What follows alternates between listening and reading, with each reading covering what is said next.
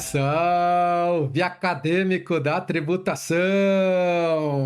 Aqui quem fala é o professor Rafael Vilches, e vamos dar continuidade aqui ao nosso estudo do ISS, mais especificamente aqui o estudo do aspecto espacial da hipótese de incidência aí desse imposto. Pessoal, o que eu quero tratar com vocês nesse vídeo?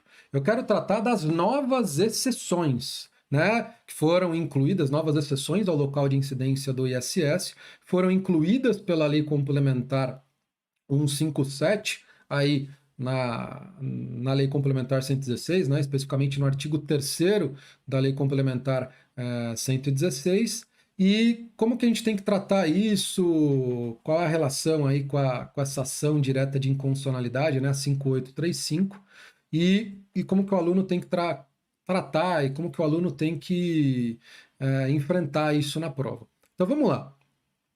Vamos aqui para o slide. As novas exceções e essa ação direta de inconstitucionalidade aí, a 3835. Então vamos lá.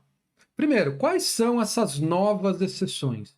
Foram incluídas aí pela Lei Complementar 157 aí de 2016, Foram esses três subitens aqui relativos a planos de saúde.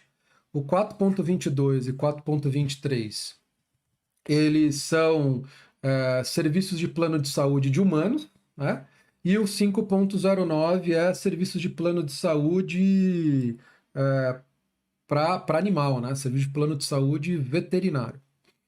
E aí, pessoal, eu coloquei esse X aqui, que é o 10.04, o que que ele tem de especial? É que, no final das contas, ele não é mais exceção ao local de incidência do ISS. O que aconteceu?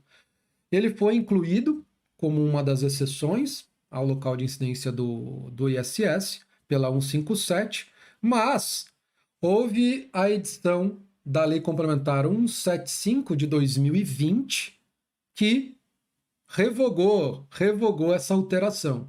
Então, hoje esse serviço aí descrito no subitem 10.04, ele não é mais exceção.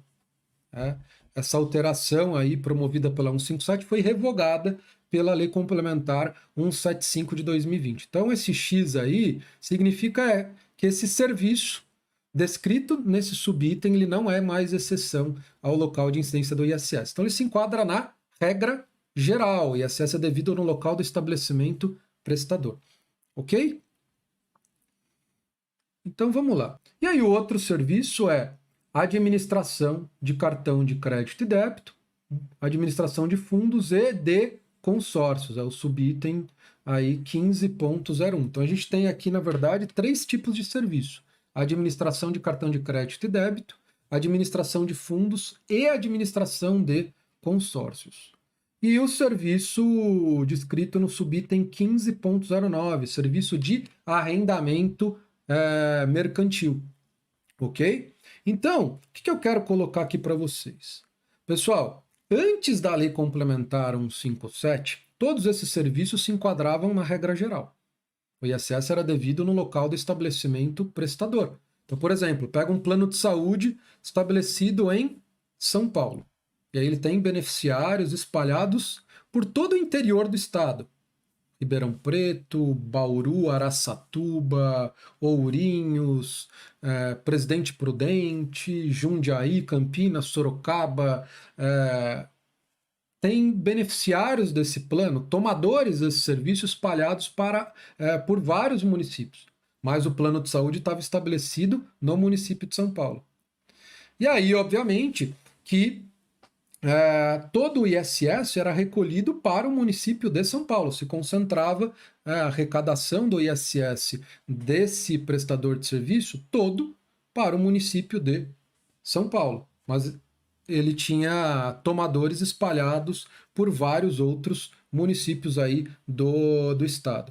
E aí, o que aconteceu aí após a Lei Complementar 157? A Lei Complementar 157 falou, olha, para evitar uma concentração na arrecadação do ISS para um único município, especialmente nesses serviços em que há uma capilarização da prestação desse serviço em relação a tomadores espalhados por vários municípios, vamos gerar uma desconcentração na arrecadação do ISS nesse tipo de serviço.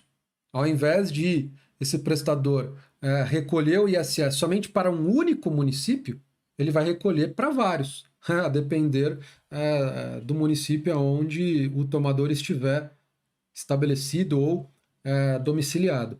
Então aí, nesse caso, a Lei Complementar 157, ela fez, olha, para o serviço de plano de saúde, para o serviço de arrendamento mercantil, para o serviço de administração de cartão de crédito e débito, administração de fundos, administração de consórcios, o ISS não vai ser mais recolhido para o município do local do prestador, né, onde o prestador estiver estabelecido, mas sim para o município onde o tomador estiver domiciliado ou estabelecido. Então, no exemplo do plano de saúde, ele vai ter que recolher o ISS para todos esses municípios aí, onde ele tem um beneficiário, onde tem aí um tomador domiciliado. Não vai ter que recolher mais o ISS só para São Paulo. Ok, essa é uma regra que visou aí uma maior distribuição da arrecadação do ISS entre os municípios, para concretizar aí uma regra de justiça fiscal, não ficar mais concentrada a arrecadação do ISS em um único município, mas obviamente que isso gera uma dificuldade de operacionalização do pagamento do ISS, do cumprimento aí desse tipo de obrigação tributária. Imagine um plano de saúde que tem beneficiários em todos os municípios do estado de São Paulo. Ele vai ter que recolher o ISS para cada um desses municípios, vai ter que preencher uma guia de arrecadação para cada um desses municípios. Como que ele vai aplicar isso, Como que ele vai operacionalizar? Ele vai ter que ter uma inscrição em cada um desses municípios para poder gerar uma guia todo mês para cada um desses municípios. E ele vai ter que acompanhar aí o local do domicílio de cada um desses beneficiários. E se houver um desses beneficiários que mudou de domicílio, esqueceu de avisar o plano de saúde, e aí o plano de saúde vai recolher o ISS para um município errado, porque aí quando ele tinha que recolher o ISS para o município onde ele estava estabelecido, ele sabia, estou estabelecido em São Paulo, eu sei que eu vou ter que pagar o ISS para o município de São Paulo. E agora eu vou ter que pagar o ISS para o município onde o meu tomador está domiciliado. E aí eu vou precisar ter um controle, onde que esses tomadores estão domiciliados. Então isso gera uma dificuldade prática em relação ao cumprimento dessas obrigações tributárias. E essa dificuldade é a mesma para os outros prestadores de serviço, administradoras de cartão de crédito e débito, as empresas de arrendamento mercantil, as empresas de administração de fundos e consórcios. E aí, em virtude desse cenário, de uma dificuldade ou uma impossibilidade de se cumprir essas obrigações tributárias, houve, obviamente, o ajuizamento de uma ação direta de inconstitucionalidade, e aí o Supremo Tribunal Federal, na pessoa do seu relator, proferiu uma decisão monocrática, uma decisão liminar monocrática, suspendendo a eficácia dessas alterações. E aí, por arrastamento, o ministro Alexandre de Moraes também, além de suspender a eficácia desses dispositivos da Lei Complementar 116, foram introduzidos, que foram incluídos pela Lei Complementar 157, ele, por arrastamento, também suspendeu a eficácia das leis municipais que incorporaram essas alterações. Então, pessoal, numa prova de concurso, como que vocês vão aplicar isso? Vocês vão aplicar a regra antiga. Por quê? Porque essa decisão do Supremo é uma decisão vinculante. Os municípios eles são obrigados a seguir. E como o Alexandre de Moraes tomou o cuidado de também, por arrastamento, suspender a eficácia de todas as leis municipais que incorporaram essas alterações, então, essas leis municipais estão com esses dispositivos com eficácia suspensa. E isso, na prática, gera o quê? A aplicação da regra antiga. Então, hoje, um plano de saúde ele tem que pagar o ISS onde ele está estabelecido.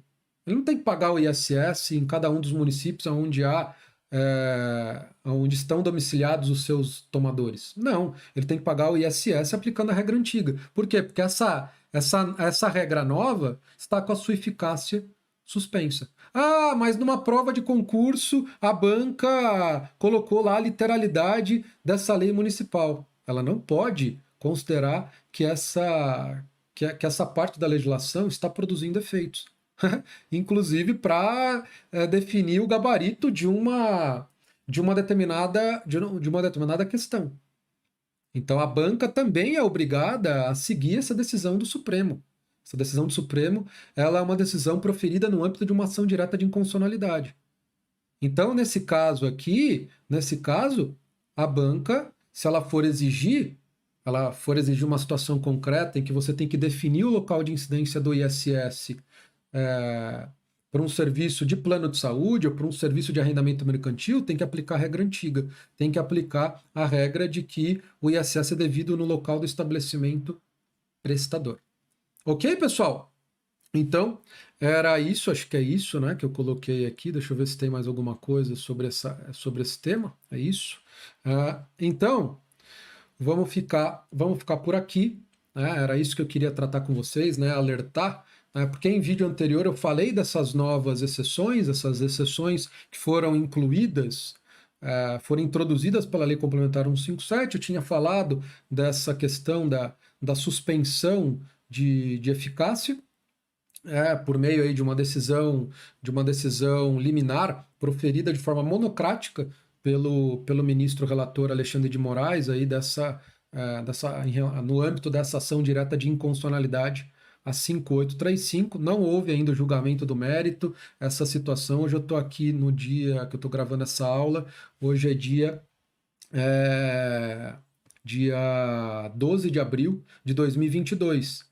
E essa decisão liminar, ela foi proferida em março de 2018. Então, depois de 4 anos, ainda não foi julgado o mérito dessa ação direta de inconstitucionalidade. Então, ainda essa decisão liminar ainda está produzindo os seus efeitos. Então, esses dispositivos ainda estão com a sua eficácia suspensa. Então, todos esses prestadores de serviço, eles estão tendo que recolher o ISS no local do estabelecimento prestador. Estão tendo que aplicar a regra antiga antes das alterações promovidas pela Lei Complementar 157 de 2016. Então, no final das contas, para fins de prova, vocês esqueçam essas novas exceções. Eu gosto de tratar porque os alunos acabam lendo na Lei Complementar 116, lendo nas legislações municipais, e aí quando vão estudar a legislação específica, eles acabam vindo perguntar para mim, e aí, professor, aplica ou não aplica? Então,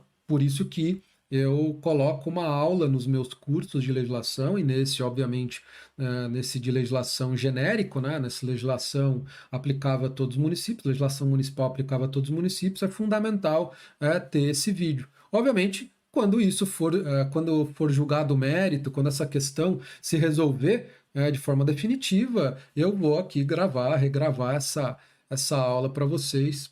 Sempre esse curso vai ficar atualizado, obviamente, dentro do período de acesso aí de você, aluno. Ok? Então, era isso que eu queria tratar com vocês nesse vídeo. Vamos ficar por aqui e a gente se encontra aí no próximo vídeo. Tchau, tchau.